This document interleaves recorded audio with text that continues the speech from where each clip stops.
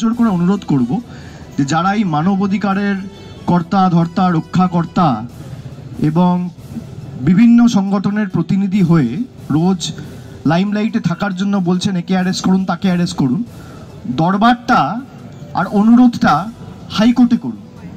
High court যদি রাজ্য প্রশাসনের হাত বেঁধে দেয় তাহলে আপনি অ্যারেস্ট করবেন কোত্থেকে?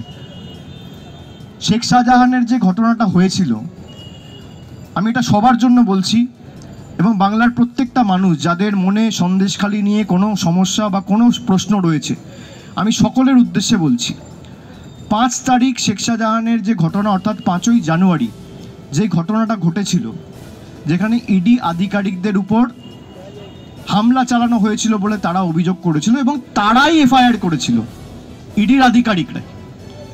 সেখানে কলকাতা হাইকোর্টের মাননীয় বিচারপতি জয় সেনগুপ্তর বেঞ্চ একটি অর্ডার দেয় যে একটা এসআইটি তৈরি হবে, যেখানে রাজ্য প্রশাসন, রাজ্য পুলিশের একজন কর্তা থাকবে, প্রতিনিধি থাকবে এবং সিবিআইয়ের একজন প্রতিনিধি থাকবে এবং স্পেশাল ইনভেস্টিগেটিং টিম তৈরি হবে এসআইটি, যেটা সন্দেশখালি ঘটনাটা ইনভেস্টিগেট করে যাতে দোষীরা শাস্তি পায় তার সুব্যবস্থা করবে।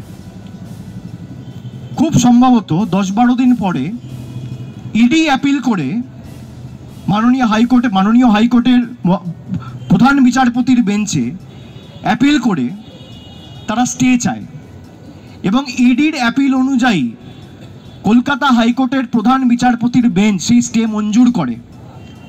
স্টে মানে ইনভেস্টিগেশন হবে না, স্টে মানে কাউকে অ্যারেস্ট করা যাবে না, স্টে মানে কাউকে নোটিশ পাঠিয়ে ডাকা যাবে না। এটা কে করেছে? মমতা বন্দ্যোপাধ্যায়। এটা করেছে হাইকোর্টের বিচারপতি এবং তার শুনানি রয়েছে আগামী 6ই মার্চ। তা হাইকোর্ট যদি বিচার ব্যবস্থা যদি রাজ্য পুলিশ প্রশাসনের হাত পা বেঁধে দেয়, এফআইআর স্থগিত করে দেয়, তাহলে পুলিশ অ্যারেস্ট করবে কোত্থেকে? আপনাকে একটা এফআইআর এর বেসিসে প্রশাসনকে মিনিমাম 15 দিন, 20 দিন, 1 মাস, 2 মাস সময় তো দিতে হবে। ইডিকে তো আপনি 12 বছর সময় দিচ্ছেন, কিছু তো হচ্ছে না, তখন তো আপনি হাত পা বাঁধেন না। সারদার মামলা 2014 সালে 9ই মে টিএস ঠাকুরের বেঞ্চ অর্ডার দিয়েছিল, তৎকালীন দেশের প্রধান বিচারপতি ছিলেন। 9ই মে 2014, আজকে 2024, 10 বছর, এখনো ট্রায়াল শুরু হয়নি। আপনি তো বলছেন না না স্টে হয়ে যাবে, আর পুলিশকে আপনি 15 দিন সময় দেবেন না, ইডিকে আপনারা 10 বছর, 12 বছর, 15 বছর সময় দিতে প্রস্তুত। এই বৈষম্য কেন? আমি ভারতবর্ষের একজন নাগরিক, আমি কোনো রাজনৈতিক নেতা, প্রতিনিধি, জনপ্রতিনিধি হিসেবে নয়, আমি ভারতবর্ষের বাংলার একজন প্রতিনিধি হিসেবে এই প্রশ্ন জিজ্ঞেস করতে চাইছি, এই বৈষম্য কেন? কলকাতা পুলিশ যে এফআইআরটা, পশ্চিমবঙ্গ পুলিশ যে এফআইআরটা করেছিল এবং ইডি যে এফআইআরটা করেছিল, দুটোই স্টে করে দেওয়া হয়েছে। একটা খুব সম্ভবত বিচারপতি রাজশেখর মান্থার বেঞ্চ স্টে করেছে, আর একটা প্রধান বিচারপতির বেঞ্চ স্টে করেছে। তা যারা বলছে শেখ শাহজাহানের গ্রেপ্তার চাই, আপনারা একটা সাক্ষাৎকার নিন, আপনারা একটা অ্যাপয়েন্টমেন্ট নিন। আমি মিডিয়াকেও বলবো যে আপনারা হাইকোর্টে গিয়ে যারা বিচার ব্যবস্থার প্রতিনিধি হিসেবে নিজেদের দাবি করে তাদেরকে জিজ্ঞেস করুন না যে আপনারা স্টেটা কেন করলেন, যাতে বিজেপি 15 দিন ধরে ফুটেজ খেতে পারে। পুলিশকে আপনি সময় দিয়েছেন 1 মাস, 2 মাস, 3 মাস, আপনি 2 মাস সময় তো দিন। আপনি ইডিকে 10 বছর সময় দেবেন আর রাজ্য পুলিশ প্রশাসনকে 2 মাস সময় দেবেন না। আর যারা বলছে শেখ শাহজাহানকে তৃণমূল কংগ্রেস গার্ড করছে, আরে তৃণমূল কংগ্রেস এমন একটা দল যে পার্থ চট্টোপাধ্যায়, জ্যোতিপ্রিয় মল্লিককে রেয়াত করেনি। কে শেখ শাহজাহান?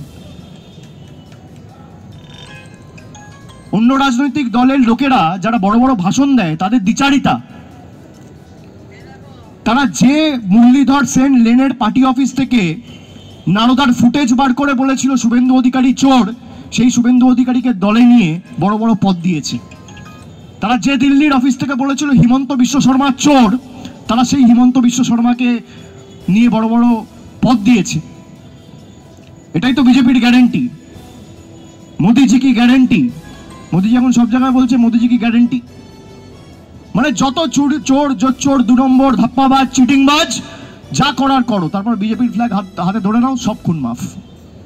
এটা হচ্ছে মোদিজির গ্যারেন্টি।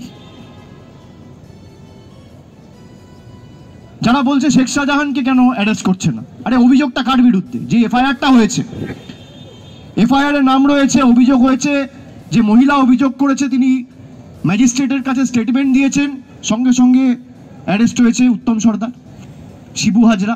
আপনারা অস্বীকার করতে পারবেন? আপনারা অস্বীকার করতে পারবেন? কেউ একজন এখানে দাঁড়িয়ে